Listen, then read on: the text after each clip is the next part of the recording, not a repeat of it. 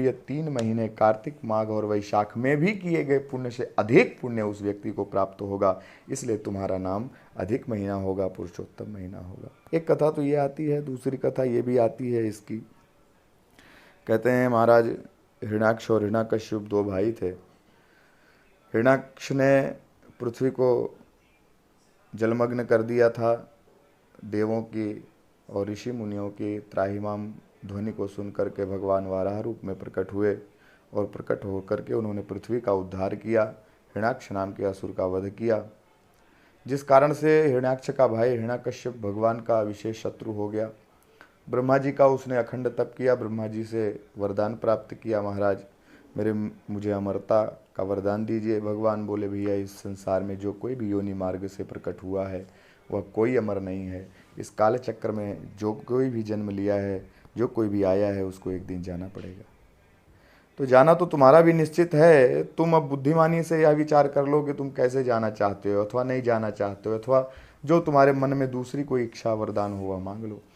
वह असुर विचार करते करते विचार किया और फिर नाना प्रकार के वरदान मांगे। मैं काहू सो मरह न मारो, मैं दिन में न मरूं, मैं रात में न मरूं, मैं किसी महीने में न मरूं, मैं सायंकाल में न मरूं, मैं सुबह न मरूं, मैं घर के अंदर न मरूं, मैं घर के बाहर न मरूं।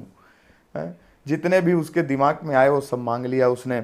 और कहते महाराज फिर बाद में भगवान ने उसके वध के लिए भी कहते हैं महाराज यह अधिक महीने की रचना करी, जो कि 12 महीनों से अलग था।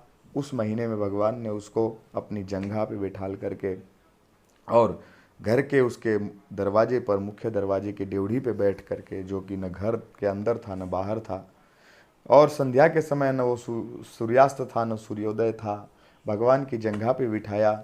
न तो वह पृथ्वी थी और न तो वह कहे महाराज धरातल बिना आधार के था। और कहते हैं महाराज इस तरह से नृसिंह का स्वरूप धारण करके, न वह मनुष्य था और न वह पशु था, ऐसे स्वरूप में भगवान ने उसका वध किया। और वध करने के बाद कहते हैं महाराज उस अधिक माह की विशेष व्यवस्था हो गई। कहते हैं महाराज इस प्रकार नित्य भगवान के स्वरूप में वास करने के कारण यह पुरुषोत्तम महीना अति पवित्र है। लेकिन इसमें यही जो मैंने बताया अभी आप लोगों को कि व्रत इत्यादि नहीं उठा सकते, व्रत इत्यादि का उद्यापन नहीं कर सकते, नामकरण यज्ञोपवीत विवाह इत्यादि कार्य नहीं कर सकते। मतलब कहने का सामान्य जो कोई भी सात्विक अनुष्ठानिक वैदिक प्रयोग हैं वह नहीं किए जा सकते। लेकिन ध्यान रखिए इस अधिक महीने में जितनी हो सके उतनी भक्ति करिए। पूरे 1 महीने तक अधिक महात्म्य रहता है, अधिक महीना रहता है उसका महात्म्य रहता है, उसकी कथा सुनिए।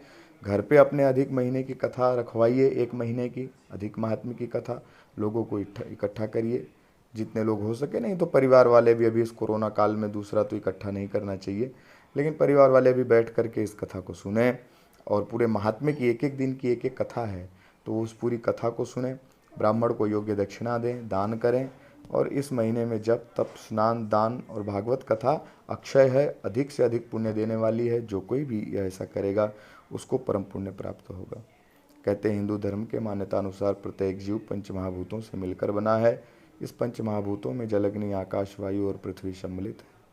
अपनी प्रकृति के अनुरूप ही 5 तत्व प्रत्येक जीव की प्रकृति न्यूनाधिक रूप से निश्चित करते हैं।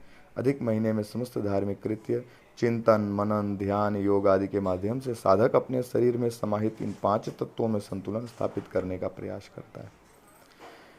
कहते हैं महाराज ऐसा माना जाता है कि इस दौरान अधिक महीने में जो कोई भी दोष हो कुंडली के अंदर, ज्योतिष की दृष्टि से बात कर रहा हूँ महाराज, जैसे ग्रहण इत्यादि दोष, केमुंद्रुम इत्यादि दोष, मांगलिक इत्यादि दोष और कालसर्प पितृदोष, ये नाना प्रकार के जो भी दोष हैं, ये दोषों के स्वरूप यदि कोई पूजा की जाए तो उसका जरूर विशेष समन हो जाता है, ऐसी मान्यता है। क्योंकि दोष जो हैं वो वास्तव में मलिन हैं, मल हैं, दुखी हैं, और उनको यदि अधिक महीने का साथ मिल जाए तो महाराज उनका भी कल्याण हो सकता है और उनसे व्यक्ति का भी कल्याण हो सकता है।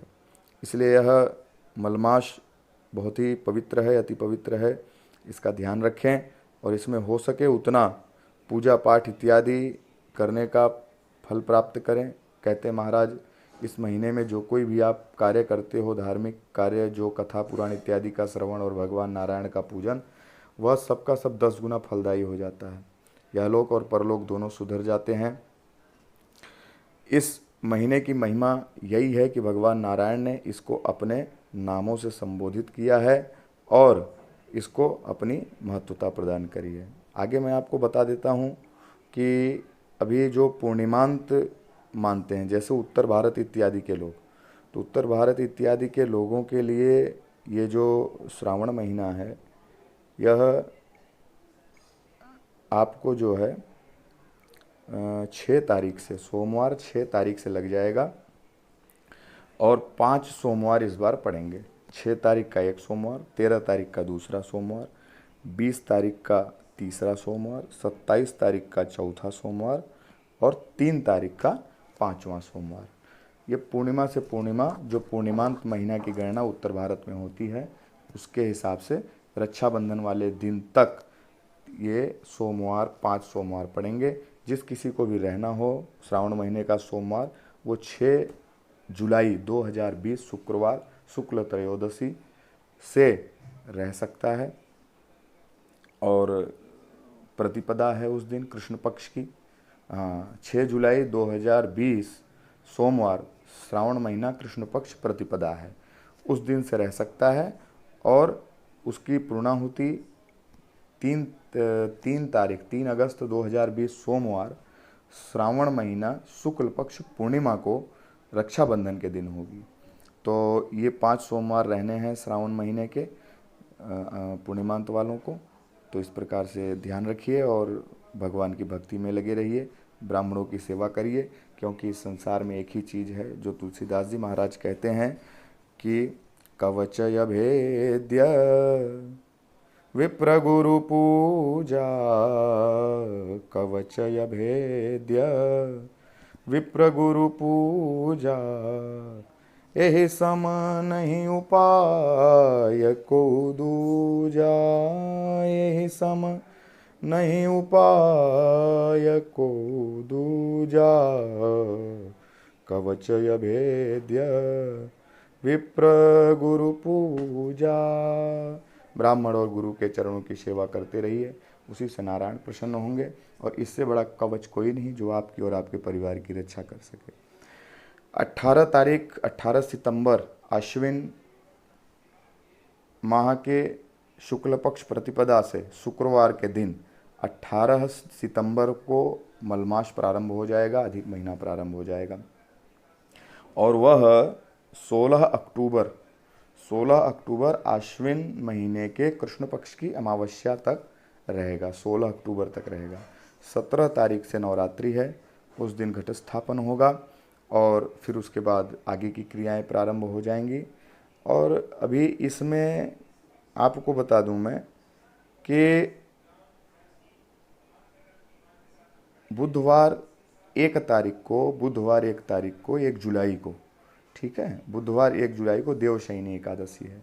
तो वैष्णु संबंधित जिस किसी को भी व्रत इत्यादि उठाने हों, वह अभी ये देवशयनी एकादशी के पहले उठा सकता है, क्योंकि विष्णु संबंधित व्रत एकादशी हो, चाहे गुरुवार हो, चाहे वह बुधवार हो, ये सब जो भी व्रत ग्रहादि व्रत हैं, ये सब जब भगवान जागृत रहते हैं तभी उठाना चाहिए, उसके बाद नहीं उठा सकते। तो भगवान देवशयनी एकादशी के बाद सुतलोक अर्थात पाताल लोक चले जाएंगे, इसलिए फिर उनकी हाजिरी नहीं रहेगी, इसलिए इन व्रतों को नहीं उठा सकते। इन बात का ध्यान रखिएगा और आने वाले पूरे वर्ष भी नए व्रत को नहीं उठा सकते। पुराने व्रत जो हैं वो वैसे के वैसे चलते रहेंगे, उनमें कोई दोष नहीं रहेगा। बस इसी तरह आप जानकारी को बनाए रखिए। जो कोई सेवा हो, हम तो हैं ही। भगवान आपका कल्याण करें, भगवान नारायण सदा आपकी रक्षा करें। ऐसी कामना के साथ जय श्री राधे, जय महादेव, जय वागीश्वरी।